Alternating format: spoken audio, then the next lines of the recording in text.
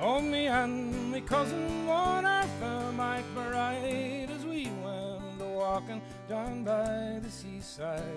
Now mark what followed and what did we tie, for it being on Christmas morning. Out for recreation we went on a tramp, and we met Sergeant Napper and Corporal Vamp, and a little wee drummer intending to camp, for the day being pleasant and charming. Good morning, the sergeant did cry, and the same to you, gentlemen, and we did reply, intending no harm, but meant to pass by, for it being on Christmas morning. What says he, my fine fellows, if you will enlist? It's 10 guineas in gold I will slip in your fist, and a crown in the bargain for to kick up the dust and drink the king's health in the morning. For a soldier, he leads a very fine life, and he always is blessed with a charming young wife, and he pays all his debts without sorrow or strife, and always lives pleasant and charming. And the soldier, he always is decent and clean, in the finest of clothing is constantly seen, while other poor fellows go dirty and mean, and sup on thin gruel in the morning.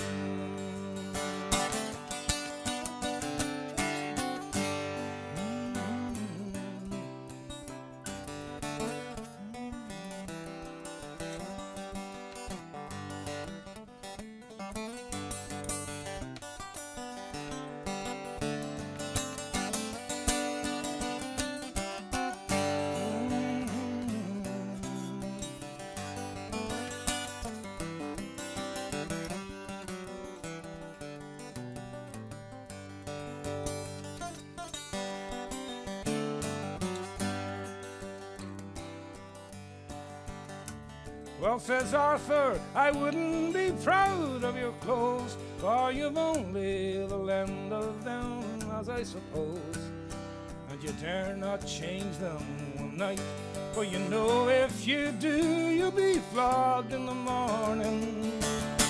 And although that we are single and free, we take great delight in our own country, and we have no desire places to see, although that your offers are charming.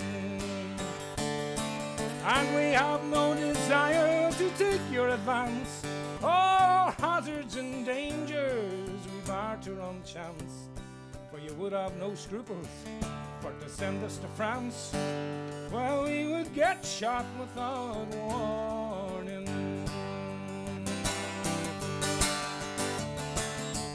Oh, now, Sister Sergeant, I'll have no such chat, and I neither will take it from spalpeen or brat, for if you insult me with one other word, I'll cut off your heads in the morning. And then Arthur and I, we soon drew our odds, and we scarce gave them time for to draw their own blades, when a trusty shillelagh came over their heads and bade them take that as fair warning.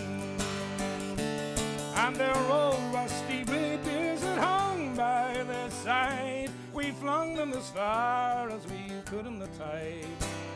Now take them out, devils, cried Arthur McBride, and temper their edge in the morning.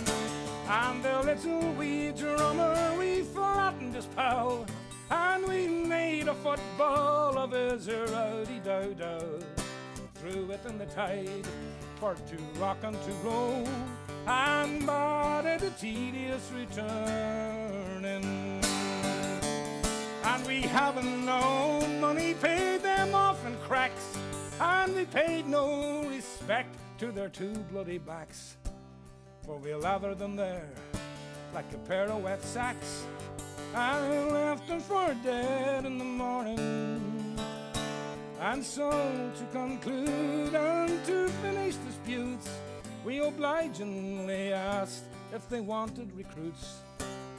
For we were the lads that would give them hard clouts and bid them look sharp in the morning.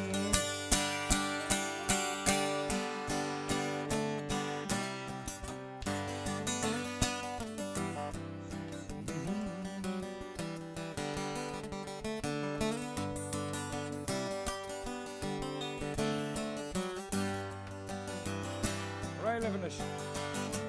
Oh, me and me cousin one Arthur McBride, as we went a-walking down by the seaside. Now mark what followed and what did betide, for it being on Christmas morn.